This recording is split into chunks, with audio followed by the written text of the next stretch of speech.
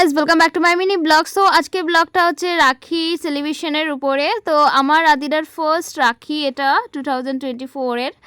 First আমরা চলে গেছিলাম সীমাদির বাড়িতে আইকিউ সিটিতে। সীমাদি আমার খুব ক্লোজ একজন আমার পার্সেন্ট, মানে আমার ক্লায়েন্ট হয়ে এসেছিলো, বাট এখন খুবই ক্লোজ একজন মানুষ হয়ে গেছে আমার লাইফের। তো যাই হোক, তারপরে আমরা সীমাদির ছেলেকে রাখি পরিয়েছে আদিরা, মানে ওর বড়দাকে। তারপরে সীমাদির যে ছোট মানে ভাই আছে, তার ছেলেকে আদিরা রাখি পরিয়েছে। তো আদিরা রাখি বাঁধতে পারছিল না, বাট আমি আদিরাকে হেল্প করলাম, ও আস্তে আস্তে শিখে যাবে। তো যাই হোক, আদিরা সব কিছু মিষ্টি খাওয়ালো, টিপ পরালো। আদিরা সব জিনিসগুলো কত বারিকি সে কি সুন্দর করে করেছে। আমি খুবই মানে মানে জিনিসগুলো আদিরা করেছে, মানে কোনো রকম কিছু এডিটিং কিছু না, বাট ও এনজয় করেছে, আমার খুবই ভালো লেগেছে। তারপর দেখো কি সুন্দর মিষ্টি খাওয়াচ্ছে, জল খাওয়াচ্ছে।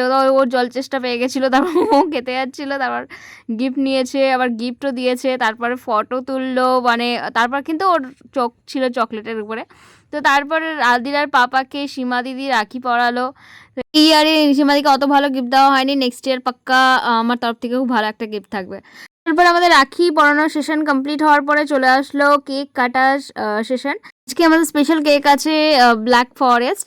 তো তারপরে আমি ক্যান্ডেল নিয়ে এসেছিলাম, অ্যাকচুয়ালি ম্যাজিক ক্যান্ডেল। তো ওটা খুবই ডিস্টার্ব করছিল, তো তারপরে সীমাদি খুব অ্যাডজাস্ট করে জিনিসটা ম্যানেজ করলো। তারপরে এক এক করে সবাইকে কেক কেটে সীমাদি ডিভাইড করে দিল, আর সবাই খেলো। সবাই খুবই মজা করেছে, আমিও মজা করেছি, আদিরারও খুব মজা করেছে।